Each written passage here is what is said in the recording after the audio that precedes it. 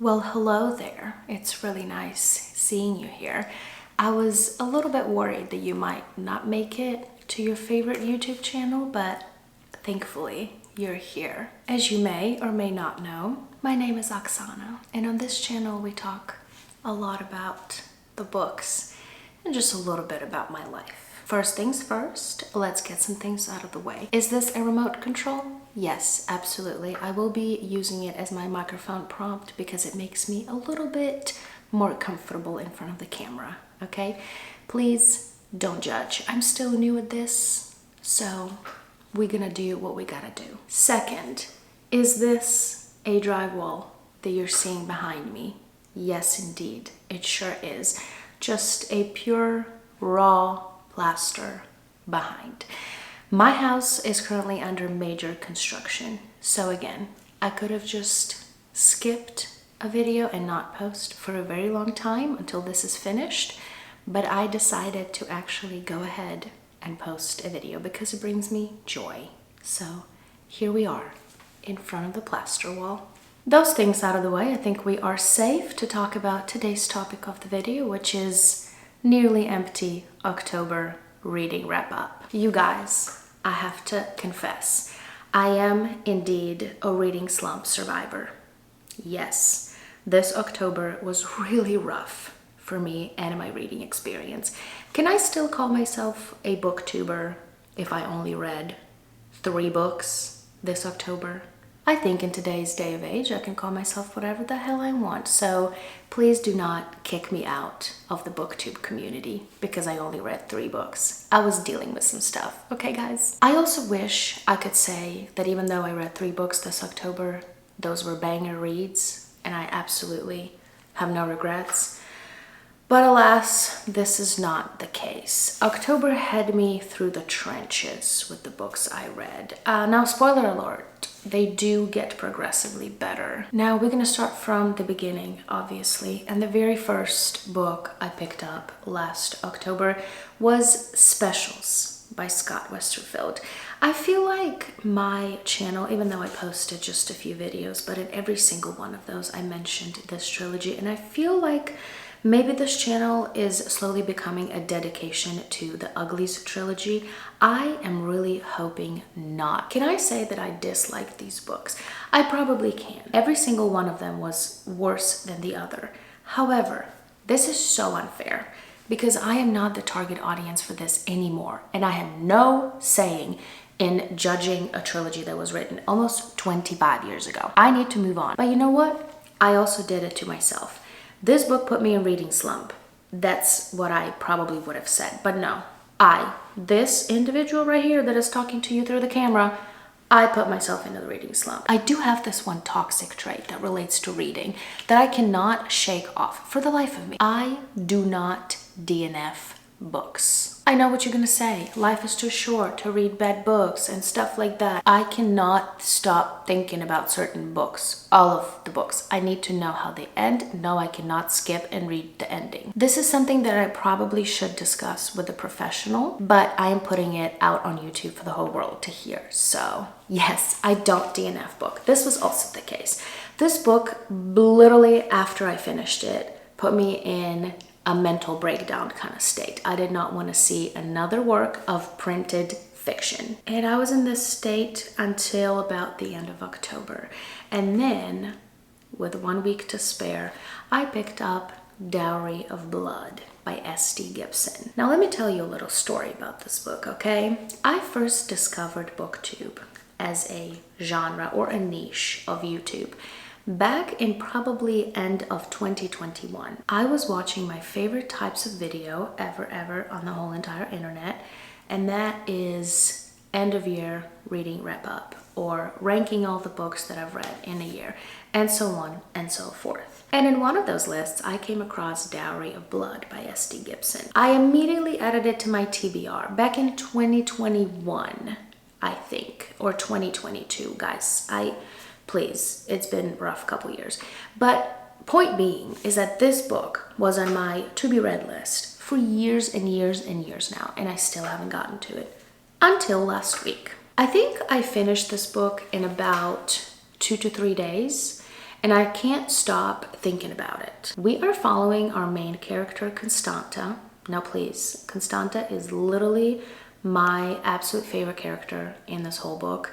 I love her to death. I ride at dawn for her. I will do unspeakable things for her. She is talking to us through her letters, which again is such a great stylistic choice. It makes you so much more closer and so much more emotionally impacted by the story, and it kind of feels extremely intimate because you're reading her personal letters. She addresses them to Dracula, her so-called husband, because at the beginning of the book he finds her on the battlefield in Romania many moons ago, a young girl dying, bleeding to death. He saves her by giving her quote-unquote new life, aka turning her into a vampire. They then together traverse the entire Europe, medieval times and on, because vampires do not die. And while they're doing that, they're also trying to expand their family by bringing new family members in it. And by they, I mean Dracula, of course. This book, I feel like, at its core, is about love, different kinds of love. Toxic love, love that will make your heart literally break into a million pieces, love that will make you go crazy. It's also about sexual love. Everything about love is in this book. It's also, though, is about lust. It's about weird trauma bonding with people that are with you. It's also a little bit about Stockholm Syndrome, but it's also a whole lot about revenge and female rage. And I am here for it. The ending of this book literally made me sob like a little baby. I just felt comforted. I felt angry at the same time. I wanted justice for our main characters. I really wanted justice for Constanta, and I feel like she got it in a way, because in these letters addressed to Dracula, she explains a future event that is going to take place. But we, as readers, do not know yet, so we kind of speculate. I mean, it's pretty self-explanatory what's gonna happen, but still when it does happen, you kind of like, oh my God. And you know what? The worst thing about it is that had it happened in real life, I know that the culmination of the situation would not bring Constanta any resolve in her personal life. It's just, the situation is so complicated. This book and S.T. Gibson as a writer, they slowly started curing my reading slump, and I felt great about it. There's something about that crisp sip. Now for my next, and coincidentally last read for October, I turned to TikTok to recommend a book for me. Now I do have a little bit of like love-hate relationship with TikTok recommendations. BookTok in particular is a little bit insane. I'm here for it, you guys. I'm not judging. But sometimes the books that are being recommended, like for real, some books that are being recommended on TikTok, they deserve a moment of silence because you can't be for real, you know? This book though, when I first heard about it, I was like, ooh, it sounds interesting, but I obviously never picked it up because again, slumping. But then I saw that there was a Kindle deal on it. It was like 99 cents for a Kindle copy. And I was like, wait, I cannot pass it on. Bought immediately. That's another toxic trait for me. I will be buying Kindle books like it's nobody's business, especially the button buy with one click. She's my worst enemy, but at the same time, she's my best friend because I will be buying in one click, okay? So when the time finally came to pick this book up, I was a little bit apprehensive because I didn't know what to expect. Everybody was calling it horror and thriller and all these like, you know, genres thrown into there. But I decided to go into it completely blind. I didn't know anything about it apart from like some people's feelings, like I said, on TikTok. We're talking about We Used to Live Here by Marcus Cleaver. Now let me tell you guys, when I say that the ending of this book was so painfully unsatisfying in the best possible way, you just have to believe me. After finishing it on my Kindle, I kept tapping or swiping for next page, hoping that there's gonna be an epilogue, something that will continue the story or wrap it up a little bit better. Spoiler alert, there's nothing but acknowledgements. I was furious. The way I wanted to throw my Kindle across the room, and it is quite literally my most precious possession. I need this book to be a part of the series. Otherwise, I will lose my ever-loving mind. This book put me in a mental spiral, and I think I'm still going down the drain. I need to know what happens next. I don't know who to call to beg for a little bit of more intel on this book. Do I call the publishing house? Because I will be calling. Do I call the author? Because it might be called stalking, but hey, I need to know. If you guys have not heard about this book, just give me a second, I will be talking about it. But if you guys heard about it and you still haven't picked it up, what are you doing? No, genuinely, what are you doing? You are missing out big time. Okay guys, so this is We Used to Live Here. Our main characters are this sweet young queer couple, Eve and Charlie, who are house flippers. They move into this abandoned old Victorian house. Already, right? Red flags, like who lives in a Victorian house? Everybody should know that living in a Victorian house is a no-no, okay? I don't make the rules. I don't make the rules, but this is a #1 rule. You do not live in a Victorian house, okay? But our girly pops do not care. They got this house for a very good deal and they are going to flip it. They just need a little remodel, you know, a little retouch here and there.